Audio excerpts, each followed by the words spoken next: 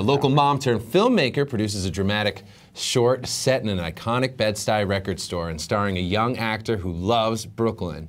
And it makes it to the New York Shorts Film Festival this month. We'll meet the filmmaker and lead actor of Lazarus in just a moment, but first, let's take a look at the trailer.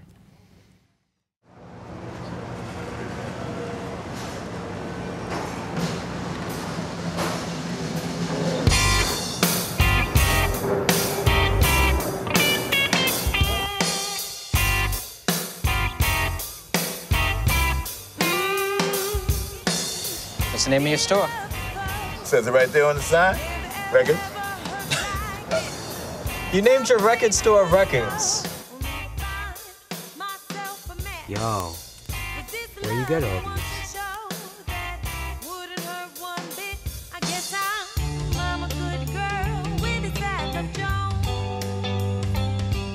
I love just about everything that Donny Hathaway ever sang.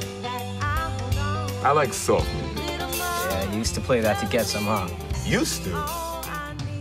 Happy Father's Day, baby! Oh, hey, baby, how you doing?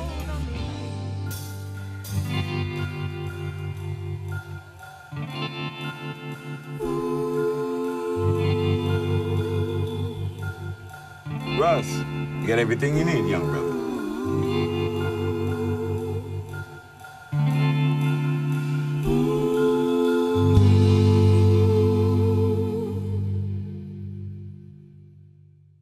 Well, Israel's Record Shop has been on Fulton Street near Franklin Avenue for a quarter of a century. And anyone who loves this kind of place can only be grateful that someone decided to immortalize it on film. By the way, Lazarus will be screened at the Art of Brooklyn Film Festival this Saturday. But right now, let's welcome Kate Cortessi. She's the producer and director. Thanks for joining us today. Thank you so much for having me. Absolutely. I'm going to correct you. I'm the writer-director. Writer-director. My brilliant producer, Jessica Lee. Oh, Jessica's going to get me. That. Keep me honest, Kate. Sorry, Jess. That's okay. And the lead actor who you just saw in the trailer, he's here. And I know he's a lead actor because Isaiah Mueller is right here in the studio. Hello. Without his glasses. Without the glasses, yeah. Thanks for joining Slightly us. dressed down. Isaiah, He's a character. Was this the first movie you've starred in? No, not the first one, but definitely something. I never had something so like catered around me. Like me and Kate worked really close as far as like not the writing process, but like just morphing the character and just really anchoring something. Cool. And Kate, what was the writing process? What was your inspiration for this movie, Lazarus? The inspiration was 100% Israel's Record Shop. I had been working as a screenwriter for a while. Those of us who are in this business are used to working, having some professional success, and yet getting your vision onto screen can take a while. So I was determined to make a short, and I did not know what I was going to do.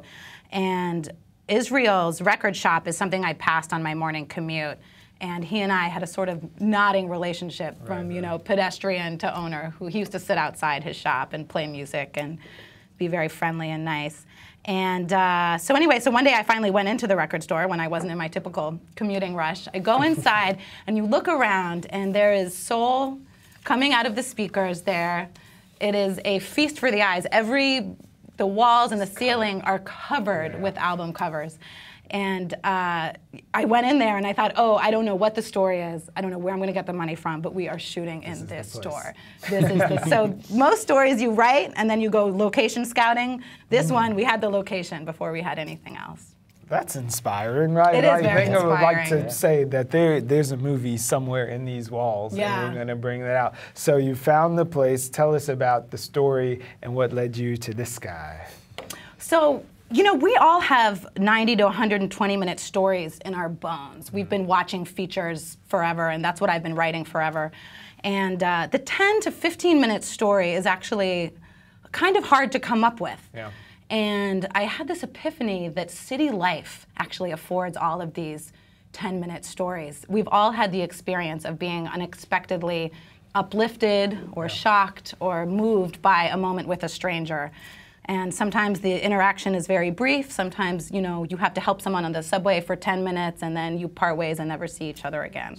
So I decided to make this short about a stranger-to-stranger interaction between a teenage boy who comes into the shop for the first time and this very charismatic, welcoming owner who's been hosting people in his shop for 20 years. So that was the story. Isaiah, what was it like acting in the movie, and what was your relationship with the other actors in the film? Oh man, first off, it was awesome just seeing that underground like treasure chest of just ancient records and everything like that. And Craig, who was actually, he co-starred with us, and he was also in like shows like Oz and stuff like that. And he was a total mentor. Like, you know, you would break, and he would just give me like, I remember he gave me this awesome advice. He's like, when you go into the audition room, that's your time. There's no one else's time, that's your time. And I was like, yes, God. So yeah, it was a total mentor relationship. Marsha was awesome. Marsha's, she's doing big things, and yeah, it was just a really tight-knit crew and cast and everything, so it's beautiful. How was this project different from other movies you've worked on?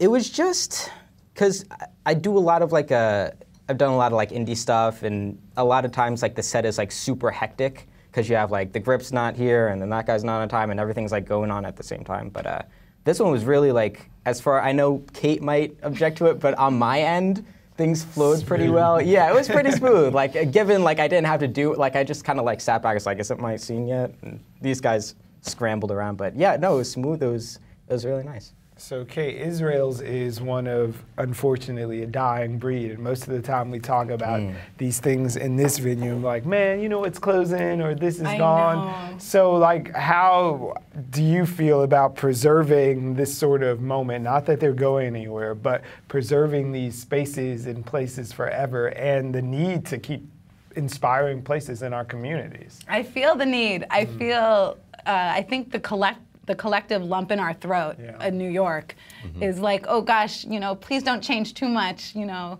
the day that that spot has a pottery barn in it, I think, you know, some part of us will die and never come back, you know.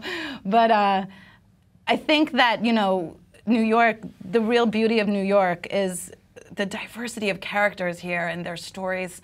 So many people have stories about how they came here. Some people have stories about how much they've seen living here their whole lives.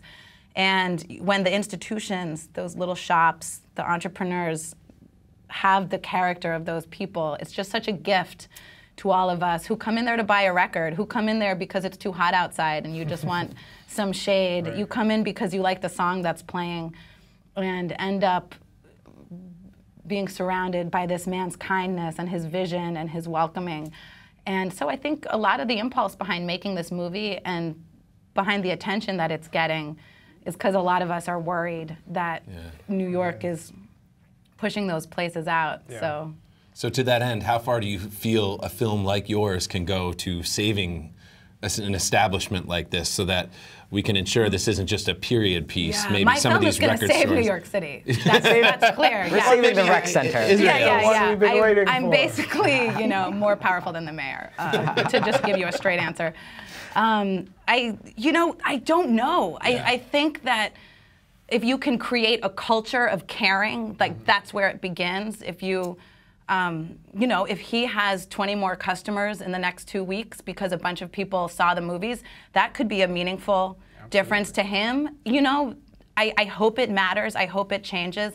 I think the more likely answer is that it reflects how we feel, and that rather than going through this anxiety alone, we can go through it in a movie theater in the dark with a bunch of other people and feel moved about it together. And Isaiah, had you ever even touched a record before you like got this job on? I know, like, you're 12 years old. That's LimeWire, right? No, I have actually.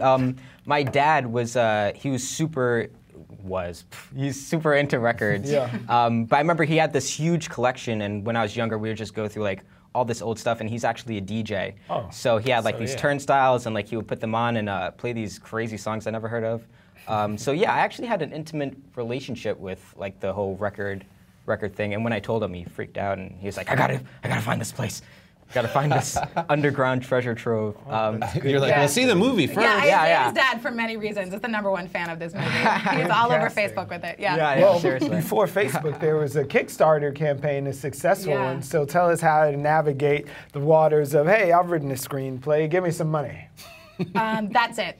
That's the answer. I think with my motivational speech to everyone who's trying to work up the nerve to do something like this is to create a point of no return. So you got to start off with a script, and then if you hold an audition and you cast someone, well, then you're sort of accountable to him to make it, but you could still, flake if you were willing to do so. But then when you've but once you've made that online campaign and you've collected money from over 200 people, you should probably make the movie. Just to keep those relationships, you're speaking to each other. Yeah. So then once you do the campaign, which is a little bit of, form filling out online, and you ask people for money, and then they give it to you, and you sort of feel amazingly touched at how many people are rooting for you. Yeah. And that actually is very inspiring to see how many people were psyched about us doing this. We're psyched about the record store. Everyone's about Israel, man. Like, I feel like as soon as we got him in the fundraising video, everyone was just like, okay, fine, here's our money. And then you gotta, pick a shoot date and get the camera rolling. And you mentioned the audition. Isaiah, I want to know, there's probably a lot of young people out there, actors or otherwise, that wonder how you got into acting and how you became a movie star. What can you tell them? Just do it. Like, whether it's like a student film or like, your friends are getting together and like making movies, just like start acting. Just, get on a staged reading or whatever. I actually never had the chance to really like go to college for it, but as soon as I graduated high school, I kind of jumped into it and like found an agent and was lucky enough to like meet Kate and all this stuff. So I would just, recommend maybe talk about making movies, but at some point stop talking about making movies and actually like make movies. Yeah. So yeah, just, it's an amazing time for it. You can make it on your iPhone. So you can make The Godfather on the iPhone. Exactly. Right? So Kate, a moment ago, you invoked Mr. Ben Yehuda, so we want to give him a proper shout out and let people know when they can see the movies. So give us a minute about the man and how they can see your film. So Israel's Record Shop is on Fulton Street in Bed-Stuy between Franklin and Classen, and it's right underneath Rose Jamaican Restaurant. And it's very easy to walk past, but there are two trap doors that you walk down into in the ground, and then there's a little night out front that says Records. And if you're looking for it, you'll find it, and if you're not, you might not. So go in there. He's super nice. He's open all days a week except for Saturday. And go check him out and say hi. You will not be disappointed. And when he's closed on Saturday, you can go to the film. When he's closed on Saturday, you can get down to St. Francis College on Joralemon this Saturday at Saturday, May 16th, 5:30 p.m. as part of the Art of Brooklyn Film Festival. And if you happen to be busy this Saturday, you can, on Tuesday, May 26th at 9:55 p.m. at the Landmark Sunshine. Big movie theater in Manhattan. Of course. I've been seeing movies there since I was 18. I feel very excited about this screening. And that is Tuesday, May 26th, 9:55 p.m. as part of the New York Shorts Fest. Until the end of time, people can find it. It's Lazarus. Kate, Isaiah, thank you guys very much for being here. Thank Looking you forward so to much checking for out having the us. film. Of course. Thanks, guys.